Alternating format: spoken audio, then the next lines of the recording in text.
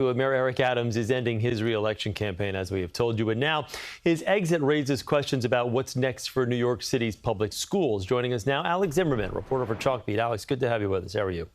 Good. Thank you so much for having me. So let me ask you this. What kind of impact do you think Eric Adams has had on New York public school systems?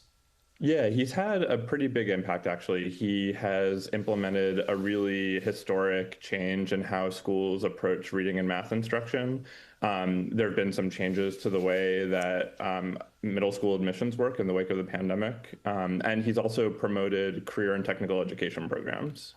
So you talk about that. You talk about overhauling reading curriculum, math reform, and whatnot. Could we potentially see those items rolled back within the election of a new mayor? So it's interesting, right? Like, all the candidates have been trying to criticize Eric Adams at every turn, but one thing they basically agree on is that the reading curriculum changes have been a net positive for the system. Some of them have talked a little bit about wanting to allow more sort of teacher discretion over the curriculum. That's something that Zohran Mamdani has said, but in general, they're supportive of it. Okay, well, I'm sure they've got probably their own little wrinkles that they like to implement. Let's just kind of dive a little deeper into that. Can you break down, let's start with Mamdani and then we'll do Cuomo, of what their visions for the school systems look like, at least what they've said at this part?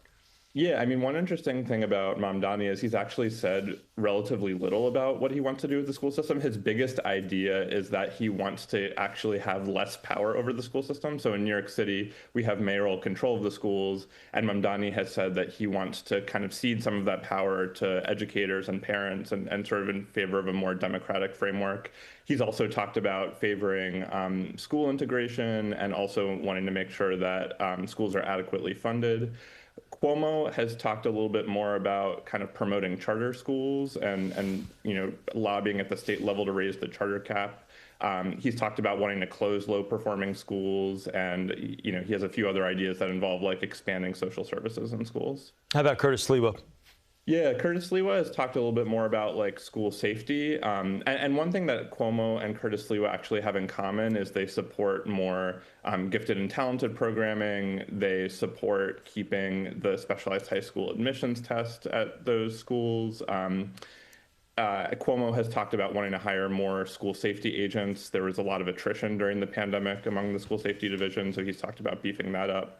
I would say that those are the key things for each of them. So if you're a parent with a kid in the New York City public school system or charter schools or whatnot, what are you looking out for? What are you listening for out of the candidates' mouths as we enter kind of the last 35 days before the election?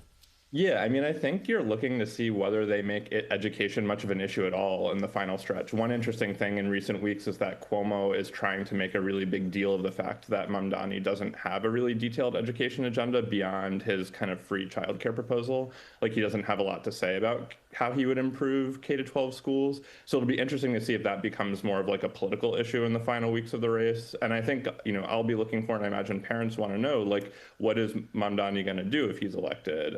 And so I think a big question looming over the last few weeks of the race is like, does he reveal any detailed plans? Does he talk at all about like who he's thinking about for schools chancellor? Like, does he start to assemble a team that is giving him advice about education policy issues? How does that influence his thinking? Like, these are the kinds of things that we'll be kind of looking out for. Safety, inflation, stuff like that, making the city more affordable are obviously big issues that voters want to hear about, but education obviously needs to be a primary tenet as well, that there should be more. The candidates should be a little bit more forthcoming on in this final stretch. Alex, thank you very much. Good to talk with you.